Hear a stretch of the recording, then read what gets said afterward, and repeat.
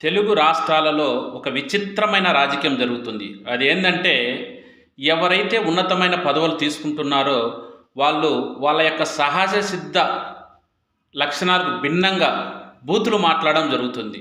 ఈ మధ్య కాలంలో తెలంగాణలో జరిగిన ఒక పరిణామం తీసుకుంటే, అరకపూడి గాంధీ అనే ఒక ఎమ్మెల్యే ఆయన 10 సంవత్సరాల పైనుంచి ఎమ్మెల్యేగా చేస్తున్నాడు. కానీ ఆయన ఎప్పుడు కూడా చిన్న మాట కూడా పొరపాటుకు మాట్లాడలేదు. కానీ పీఏసీ చైర్మన్ వచ్చిన వెంటనే ప్రతిపక్షం వాళ్ళను చాలా దారుణమైన భాష ఉపయోగిస్తున్నాడు. అంటే ఇక్కడ ఒక గాంధీ గారు ఒకరేనే కాదు, మిగతా మన ఆంధ్రప్రదేశ్లో కూడా ఇంతకుముందు ప్రభుత్వంలో కూడా చాలామంది ప్రతిపక్ష నేతలమైన చాలా అసహ్యంగా బూతులు మాట్లాడుతున్నారు. అంటే మీ పదవులు పదలంగా ఉండాలంటే బూతులు నేర్చుకోవాలనా?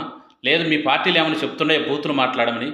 ఎందుకు ఇలా పదవులు వచ్చిన వెంటనే మీరు మీ సహసిద్ధ శైలికి భిన్నంగా వ్యవహరిస్తున్నారు? ఇది మంచిది కాదు. మంచిగా మాట్లాడండి, మంచిగా నేర్చుకోండి.